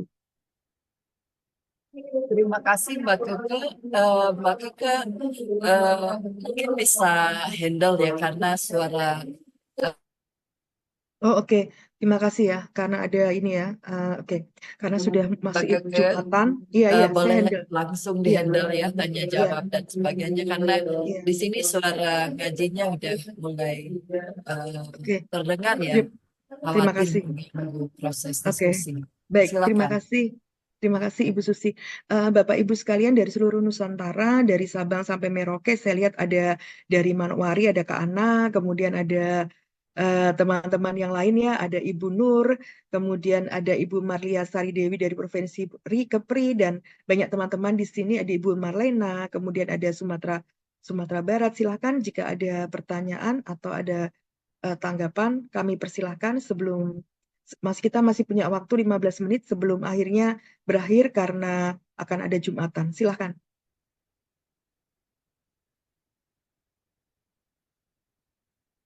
Silakan. Ada dari Aceh, dari teman-teman dari Aceh, dari Batu, kemudian ada dari Kelurahan Kampung Bugis, ada dari Wirolegi. Silakan, teman-teman. Atau teman-teman dari fasilitator nasional lainnya boleh menambahkan. Ada Mas Taufik dari Jarak, silakan. Terima kasih atas kehadirannya semuanya. Ada Marlia angkat tangan. Oke, Mbak Maria silakan. Terima kasih. Assalamualaikum warahmatullahi wabarakatuh. Waalaikumsalam. Kami senang sekali ya, artinya dengan adanya hari ini, sehingga informasi tentang desa, kelurahan ramah perempuan dan peduli anak itu dapat sampai ya ke seluruh Indonesia dan juga mungkin di luar ya dengan adanya konferensi ini. Nah, di sini yang kami ingin sebagai fasilitator daerah khususnya provinsi dan kabupaten kota, persoalan yang ada kalau umpamanya terkait dengan penganggaran untuk desa itu jelas ada ya, maksudnya ada anggaran desa khusus. Namun yang menjadi persoalan yang untuk kita punya gerakan kelurahan ramah perempuan dan peduli anak ini agar dapat masif di tengah-tengah masyarakat sampai ke tingkat bawah, kan kita perlu gerakan yang sangat masif lah ya dalam arti kata bagaimana kita membangun integritas dari semua pihak untuk membangun empati bahwa sesungguhnya DKRPPA ini adalah untuk seluruh masyarakat manfaatnya ya, artinya terbangun budaya untuk membangkitkan ekonomi perempuan sehingga timbullah perempuan yang mandiri, akhirnya anak dapat meningkatkan kualitas pola asuh perempuan dan keluarga atas anak sehingga kekerasan terhadap perempuan dan anak itu dapat ditekan, dan dengan pemberdayaan ekonomi perempuan maka tidak akan terjadinya pekerjaan anak, dan insya Allah akan dapat membangkitkan keinginan anak untuk lebih melanjutkan sekolahnya sehingga dapat menekan angka perkawinan anak ya. Nah, upaya ini yang harus kita tanamkan di tengah masyarakat sehingga bahwa inilah budaya yang harus dibuatkan bahwa gerakan ini sebenarnya menolong kita seluruh masyarakat, seluruh keluarga ya untuk membangun keluarga yang lebih sejahtera. Makanya semboyan dari Kementerian Pemberdayaan Perempuan yaitu apabila perempuan berdaya, anak terlindungi, Indonesia akan maju. Insya Allah ini akan tercapai. Jadi maka gerakan DKRPPA ini sangat bagus sekali ya. Nah, di sini yang kami perlukan adalah perhatian dari semua pihak, mungkin di tingkat kementerian ya Pak, Kementerian Dalam Negeri, Kementerian Desa atau Pemberdayaan Perempuan, komitmennya bagaimana solusi untuk membantu penganggaran terkhususnya bagi kelurahan, tingkat kelurahan ya, karena penganggaran di kelurahan itu tidak sama seperti di tingkat desa yang sudah punya anggaran desa khusus. Nah, ini yang kami mohon agar dapat menciptakan sebuah strategi atau kebijakan yang memang mengarah kepada kelurahan ramah perempuan dan peduli anak terkhusus di dalam pembiayaannya. Mungkin itu Bu. Terima kasih. Ya. Kasih. Terima kasih Ibu Maria. Baik, untuk Bu Ibu Maria nanti akan ada teman Fasnas yang menjawab, tetapi ini di ruang chat ada dari Muhammad Rizky. Mungkin Mbak Putri bisa menanggapi terlebih dahulu. Silakan Mbak Putri. Baik, terima kasih atas pertanyaan teman dari Madura ya. Di sini disampaikan relawan Sapa itu berarti ikut dalam program perlindungan anak. Iya, benar sekali. Jadi di dalam DRPPA, Desa Ramah Perempuan Peduli Anak, itu yang melakukan gerakan atau yang menjadi ujung tombak untuk menyampaikan berbagai program pentingnya program perlindungan anak-anak dan juga pemberdayaan perempuan di tingkat desa, itu adalah kelompok teman-teman yang kita sebut sebagai relawan Sapa. Relawan Sapa itu adalah sahabat anak dan perempuan, di mana masyarakat, kelompok masyarakat yang terpilih dalam pengorganisasi dalam sahabat perempuan dan anak ini akan mendapatkan peningkatan kapasitas sebagaimana tadi sudah disampaikan oleh Mbak Keke di bagian peningkatan kapasitas, diberikan BIMTEK bagi relawan Sapa sehingga kapasitas dirinya terkait isu-isu perlindungan perempuan dan anak itu bisa meningkat. Nah, relawan Sapa ini akan ada pada saat Desa Ramah Perempuan dan Peduli Anak sudah dibentuk, dan melalui rembuk desa, pemerintah desa, aparat desa, masyarakat akan memilih 10 eh, organ sosial yang ada di desa yang memiliki kepedulian terhadap perempuan dan anak untuk mewakili teman-teman di masyarakatnya bergabung di dalam kelompok relawan SAPA. Jadi untuk Madura mungkin bisa melalui dinas PPPA-nya menghubungi dinas PPPA provinsi, dan mungkin kalau untuk Madura sepertinya untuk Jawa Timur belum ada ya Mbak Keke untuk di Madura ya. Kalau untuk di Jawa Timur itu sudah ada di Banyuwangi, Jember, Kediri, Trenggalek, Tulungagung. Ya, mungkin kalau masih ada yang Jawa tertinggal Timur nanti Mbak nanti Keke bisa ya, menambahkan. untuk Jawa Timur nanti saya akan bawa isunya ke Pasda Jawa Timur dan DP3A Provinsi Jawa Timur karena Kabupaten Madura kan Provinsi. ada 4 ya, wilayah Madura itu ada 4 kabupaten kalau tidak salah, dan sepertinya keempat-empatnya sudah ada Fasda. Hanya kemudian peningkatannya ini perlu ditanyakan lagi. Itu saya menjawab pertanyaan Ya. dari kawan di ruang chatting tadi ya. Nah, oleh Kak Rizky, iya Kak Rizky, nanti salah satu tugas utama dari Lawan Ya, Sapa adalah betul. mempromosikan pencegahan pernikahan anak. Untuk Nah, selanjutnya kami minta tolong kepada Kak Nisto betul. untuk menjawab isu kelurahan. Silahkan. Kak Nisto boleh nyalakan dulu? Ya, sorry. Maaf, terima kasih Mbak Keke. Terima kasih untuk yang sudah memberikan tanggapan tadi melalui pertanyaan yang disampaikan. Pertama berkaitan dengan anggaran kelurahan ya. Ini sama seperti dulu kita memulai PRTPM. Kesulitan anggaran itu juga dialami oleh teman-teman di kelurahan karena mereka dituntut untuk secara independen mengembangkan itu di kelurahannya. Nah, memang agak sulit ya kalau kita menanyakan anggaran yang disiapkan oleh kelurahan untuk mensupport pelaksanaan di RPPA. Tapi biasanya saya mengamati biasanya di anggaran kelurahan itu tergantung dinas mana yang sounding ke kelurahan untuk mengembangkan satu kegiatan gitu, sehingga itu yang sebenarnya butuh juga bagaimana kegesitan lurah untuk boleh mempromosikan kegiatan-kegiatan di kelurahannya supaya bisa disupport oleh dinas-dinas yang ternyata memiliki kegiatan yang hampir sama dengan kegiatan yang dikembangkan di kelurahan. Misalnya untuk RPPA juga bisa kampanye stunting atau misalnya uh, kampanye untuk apa namanya kelurahan bebas pernikahan anak itu kan di beberapa dinas mereka punya kegiatan. Memang ini butuh apa kolaborasi yang boleh melibatkan lurah sama dinas-dinas sehingga mereka bisa sounding termasuk juga untuk memberikan mereka anggaran yang mendukung kegiatan di kelurahan.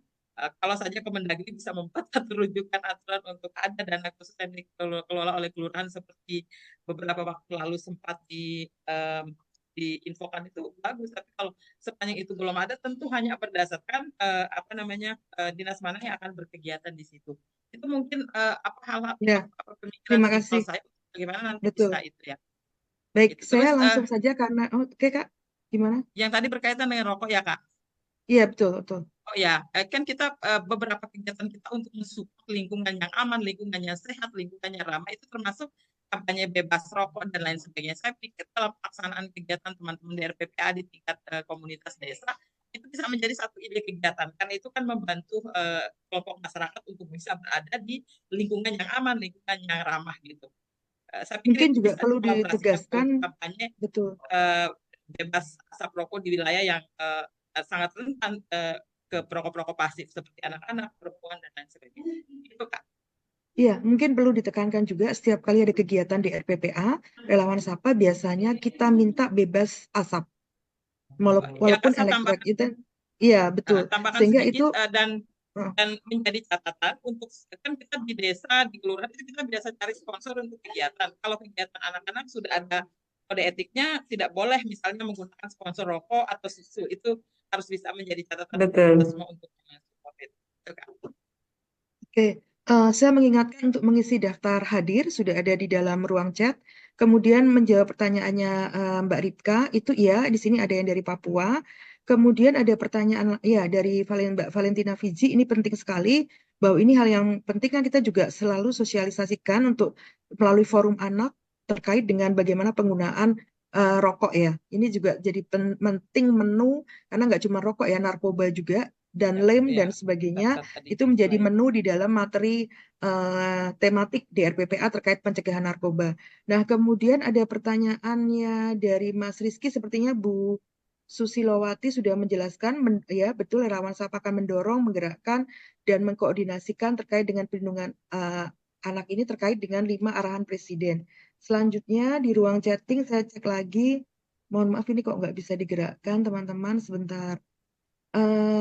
Ya, kurang lebih itu. Kemudian saya masih bertanya lagi nih, masih ada waktu 5 menit lagi. Tadi ada yang raise hand. Itu Mungkin sedikit Bu. menambahkan, Ya, Mbak silakan. Keke izin untuk Ya, yang dari silakan. Bu Marlia. Terkait anggaran tadi Bu Marlian menyampaikan bagaimana untuk berkolaborasi sebenarnya ibu kuncinya. Jadi kolaborasi sebagaimana yang di sesi pertama tadi sudah disampaikan, pada saat landasan hukum itu kita dapatkan, kepentingan-kepentingan untuk berkomitmen itu kita dapatkan. Ini kalau di tingkat desa bisa dilakukan pada saat kegiatan rembuk desa. Jadi pada saat rembuk desa itu bisa dilakukan pelibatan stakeholder dengan segala kepentingan. Selanjutnya program-program atau kegiatan-kegiatan kolaboratif yang dimungkinkan untuk dilakukan lintas kelembagaan atau lintas stakeholder yang hadir, itu bisa langsung disampaikan pada saat rembuk desa, dan disitulah komitmen anggaran bisa kita sepakati. Kemungkinan anggaran utamanya itu pengampunya bukan ada di DRPPA kita, bukan ada di relawan SAPA kita, tapi misalnya tadi sudah disampaikan ada percepatan penurunan stunting. Untuk penurunan stunting ada di BPKKBN. Selanjutnya ada program Kampung Keluarga Berkualitas, sehingga pengampu utama anggaran ada di kegiatan tersebut. Sedangkan relawan SAPA kita mengisi dengan isu pemberdayaan perempuan dan perlindungan anak. Demikian juga kita bisa pola ini bisa kita terapkan untuk program-program kolaboratif yang lain terkait dengan penguatan anggaran tadi, sehingga tidak menjadi beban desa secara utuh untuk penganggarannya. Mungkin demikian Bu Marlia, Ya. saya menambahkan. Terima kasih. Terima kasih sekali Bu Malia, juga terima kasih pertanyaannya. Ini terakhir ya kepada Kak Renvi untuk menyampaikan pertanyaannya. Selanjutnya saya bisa mengembalikan ke panitia. Silahkan. Baik, terima kasih Kak Keke dan juga teman-teman semua. Saya Renvi, kebetulan saya juga melakukan pendampingan di desa-desa layak anak di 3 provinsi, teman-teman. Dan salah satunya juga mendorong dikuatkannya saja. Saya coba berefleksi. Mungkin ini juga bisa jadi catatan refleksi di Pasnas. Teman-teman mungkin tahu bahwa di desa-desa melalui program Kemen PPA juga digiatkan yang namanya PATBM ya, Perlindungan Anak Terpadu Berbasis Masyarakat. PATBM ini kemudian punya aktivis atau kadernya sendiri di level desa. Nah, yang saya temukan ketika mendampingi teman-teman PATBM dan ketika program DRPPN di launching, terjadi kebingungan di level teman-teman di desa terkait dengan relawan SAPA dan aktivis PATBM yang ada di desa. Seringkali kalau relawan SAPA ini merupakan anggota PATBM, itu clear masalahnya. Tetapi kalau tidak, maka semacam ada kebingungan dan juga kompetisi ya antar mereka gitu, karena dua-duanya kan di SK-kan oleh kepala desa. Nah, mungkin catatan buat teman-teman Pasnas juga melakukan pemetaan ya terhadap program-program lain dari Kemen PPA sehingga bisa disinergikan dan memperkuat sistem perlindungan anak yang ada di desa gitu. Karena itu saya temukan dan kebetulan juga teman-teman aktivis PATBM ini melakukan persis sama seperti apa yang teman-teman relawan SAPA lakukan gitu, Ibu. Jadi ada baiknya juga mungkin kalau ada pertemuan refleksi di tingkat nasional, itu juga perlu diingatkan bahwa di desa itu ada yang namanya PATBM, ada aktivis PATBM-nya, sehingga sinergi antar relawan ini bisa terus terjalin gitu. Karena saya cuman khawatir, tapi tetap optimis ya bahwa mereka bisa bersinergi. Ada kemungkinan potensi konflik yang bakal terjadi gitu ya, ketika misalnya ada pemisahan antara si relawan SAPA dengan teman-teman aktivis PATBM gitu. Nah, kemudian dari 10 indikator DRPPA, saya melihat ini cukup cukup bakal mampu ya membuat satu desa itu kita nyatakan sebagai desa DRPPA, tapi tentunya perlu kerja keras lagi. Kebetulan saat ini saya mendampingi teman-teman kader PATBM untuk indikator DRPPA yang bebas pekerja anak dan juga bebas perkawinan anak di desa gitu. Selain mendorong partisipasi perempuan dan lainnya. Dan indikator-indikator ini kan tentunya perlu turunan tools yang mampu membantu teman-teman kader dan juga teman-teman relawan Sapa untuk memastikan bahwa memang desanya itu benar-benar sudah bisa kita nyatakan sebagai DRPPA. Saya rasa itu Ibu, saya nggak bertanya, cuman memberikan refleksi apa yang sudah saya lakukan. Terima kasih. Baik, Refleksinya terima keren kasih. sekali. Keren Ya, sekali refleksinya. Mbak Keren. Kike, Terima kasih saya Mbak Renvi. Ya, silakan Bu Mbak Susi. Kike, saya menambahkan ya untuk Mm-mm. Mbak Renvi ya dari Kepri. Jadi memang konsepnya kita ini Mati adalah lampu. bagaimana, halo, terdengar? Konsepnya adalah pengembangan Dengar, modal Mbak. sosial. PATBM itu menjadi bagian organisasi yang menjadi modal sosial. Bagaimana kader-kader itu bisa bersinergi, ya bagaimana bisa mengoptimalkan mendayagunakan semua yang ada itu menjadi positif gitu ya. Jadi tantangannya adalah bagaimana bisa bersinergi, tidak mengentalkan konflik gitu ya. Gitu. Dan pelindungan anak menjadi bagian dari programnya DRPPA sehingga itu ada di dalam jaringan DRPPA. Mau orangnya sama maupun tidak itu bisa dibuat strateginya bagaimana itu menjadi sinergi gitu ya. Baik itu strukturnya bisa digabung itu sangat tergantung pada bagaimana teman-teman di lokal itu bisa merembukan sesuai dengan kenyamanan, kesiapan kerja mereka gitu ya. Jadi tidak dibakukan karena situasi lokal itu kan sangat berbeda-beda. Bisa menjadi bagian struktur, bisa masing-masing, tapi tetap dalam jaringan kerjasama untuk menguatkan ini. Itu yang terpenting ya. Dan Bapak Ibu sekalian, DRPPA, KRPPA tentu saja kolaborasinya bahkan bukan hanya di program-program bagian-bagian divisi, bagian-bagian bidang atau seksi, bahkan harus bisa bermitra berkolaborasi dengan banyak sumber yang tersedia di berbagai dukungan di dinas, yang berbagai dinas yang bisa mendukung karena kehidupan perempuan, kehidupan anak ada di dalam berbagai aspek kehidupan, aspek fisik, aspek pariwisata, aspek macam-macam, aspek kesehatan, aspek pendidikan, sehingga kolaborasi ini menjadi sangat penting. Tentu saja teman-teman ini kan harus berproses. Tidak bisa semuanya sekaligus. Betul, ya tadi perlu tools dan ini menjadi bagian dari kebutuhan pengembangan kapasitas tematik. Jadi memang terus secara bertahap dikuatkan kapasitas-kapasitas relawan Sapa dan juga masyarakat pada akhirnya gitu.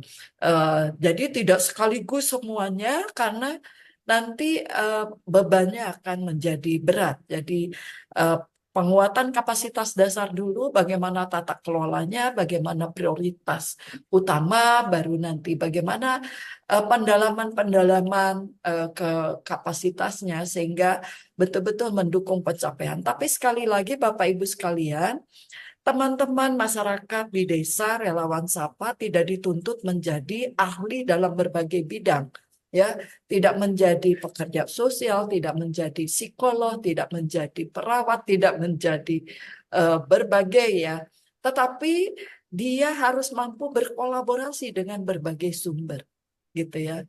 Dan itulah yang kita bisa apa ya andalkan. Bagaimana relawan Sapa ini menjadi garda terdepan yang menghubungkan, memudahkan akses pada berbagai sumber. Tentu saja sambil belajar terus, nah mereka bisa membuat kegiatan-kegiatan sendiri, melakukan upaya-upaya sendiri, tetapi tadi ketika ini sudah membutuhkan dukungan ahli ya tadi, dukungan lembaga-lembaga yang punya tenaga profesional, maka berjejaring dengan mereka. Itu ya harapannya seperti itu sehingga semuanya itu kawan, semuanya mitra, ya kerjasama. Dan ini tadi sekaligus menjawab pertanyaan, bagaimana dengan yang dinasnya bergabung dengan dinas sosial? Nah, itu keuntungan sendiri.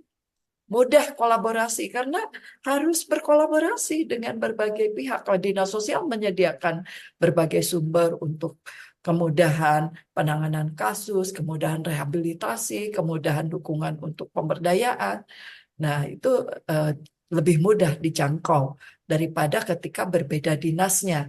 Jadi pandai-pandai berstrategi bagaimanapun kondisinya, nanti tadi penguatan kemampuan strategi coping ya, strategi penyelesaian masalah itu menjadi penting gitu di dalam relawan. Tapi terima kasih refleksinya. Nah, ini tantangan bagaimana dinas juga ikut support, ikut memperkuat gitu ya, menguatkan tematik tadi sehingga tadi tidak menjadi potensi konflik, tidak menjadi konflik laten gitu ya. Tetapi harus menjadi potensi sinergitas. Itu ya. Terima kasih. Saya serahkan bagaimana Sekaligus diakhiri kita ini saja, Mami Susi, teman-teman diakhiri ya saja. ini sudah Diakhiri. mohon maaf teman-teman ini tinggal perempuan mungkin ya laki-laki sudah pada Jumatan. Dan jangan lupa untuk mengisi daftar hadir teman-teman ya. Terima kasih atas kehadirannya, terima kasih atas dukungannya, terima kasih atas sharingnya. Semoga perbincangan kita ini benar-benar ikut mendorong, ikut menguatkan upaya-upaya pemberdayaan perempuan dan pelindungan anak dan ikut semua mendukung terwujudnya DRPPA KRPPA. Terima kasih dan saya serahkan kembali ke Kang Farid. Farid. Wabillahi taufiq wa hidayah. Wassalamualaikum warahmatullahi wabarakatuh. Waalaikumsalam warahmatullahi wabarakatuh. Terima kasih kepada teman-teman tim Sapa untuk berbagi pengalaman baik ya, juga pengalaman buruk karena kita bisa belajar juga di pengalaman buruk ya. Tadi masih ada pertanyaan soal beberapa daerah masih menghadapi persoalan seperti kawin anak yang seperti laten gitu ya, susah sekali dibasmi di beberapa daerah masih seperti itu. Jadi semoga seperti ini makin bikin kita semangat ya, bukan malah mundur.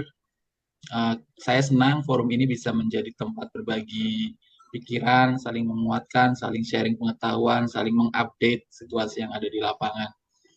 Sekali lagi terima kasih.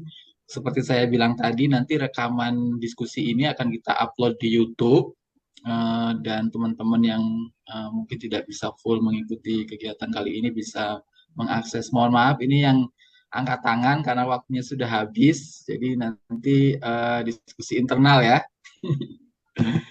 Seperti itu ya. Boleh komunikasi melalui Boleh komunikasi dengan Ibu Susilawati, dengan ya, Mbak Kekek, dengan teman-teman yang lain yang ada di sini. Sekali lagi terima kasih, salam sehat semua. Sementara saya akhiri, silakan yang masih belum mengisi absen, linknya ada di chat. Mas Farid nggak ada foto Nanti bersama. Oh iya, foto bersama dulu deh, walaupun udah suntuk. Di tempat saya sekarang jam 1 malam. Belum istirahat. Iya, habis ini sesi terakhir di hari ini. Oh, maksudnya kalau di sini ya. Baiklah, udah semua buka kamera. Yang ingin foto bersama, masih ada 4 layar nih, masih banyak.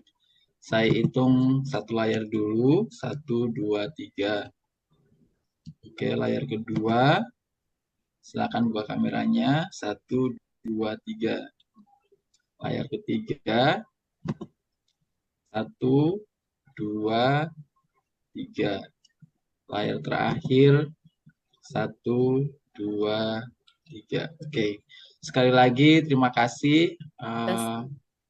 Ya, silakan buat yang tertarik mengikuti panel-panel yang lain, terutama yang registrasi di KCIF ini bisa lihat jadwalnya di jadwal yang sudah kita kirim ya. Sekali lagi terima kasih kepada tim Sapa, sukses selalu, salam sehat selalu. Terima kasih. Terima kasih. Terima kasih Pak. Selamat malam untuk Terima yang kasih semalam. Pak. Terima kasih. kasih. Terima kasih Pak semuanya. Keke. Saya Terima tutup Terima ya. kasih. Amin. Terima Mami kasih. Susi. Terima kasih Bapak Ibu. Ya, Terima bye. Terima kasih. Baik. Izin, Lip. Terima kasih. Salam Terima kasih. dampingi.